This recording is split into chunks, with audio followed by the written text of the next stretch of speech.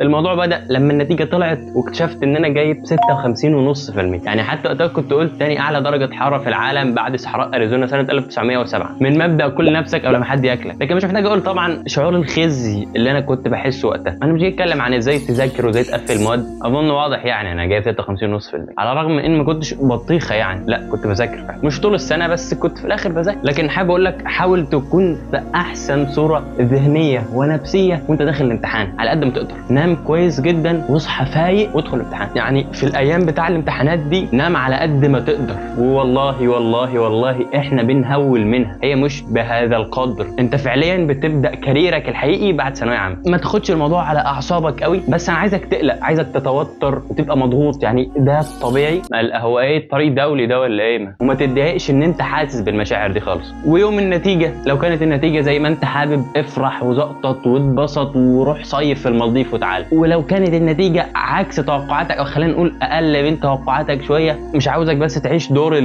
المظلوم والمتآمر عليه وان انا اتظلمت، لا هو ده انت ازعل وعيط وانعزل واكتئب وكل الحاجات دي، بس لازم تخرج. لان والله ده نفس الشعور اللي بيجي لمعظم الناس. خليني اقول لك ان انا وقت ما عرفت النتيجه بتاعتي انا كنت حاسس ان انا صاب هيومن، انا مش بني ادم. ولكن في الواقع عدت وبفتكرها دلوقتي بضحك على يوم النتيجه جدا، لان هو هيبقى يوم سايب بصمه كده في حياتك. تحاول تكون البصمه دي كويسه، لان والله هي هتعدي، وانت كبني ادم مش بتتحدد بحته الورقه ولا النتيجه اللي ملهاش لازمه دي. في النهايه حابب اقول لك سيبك بقى من الورقه والنتيجه والارقام كل الكلام ده، وشوف وراك ايه بجد، مطلوب منك ايه تعمله، المفروض تعمل ايه دلوقتي، وركز على المهم.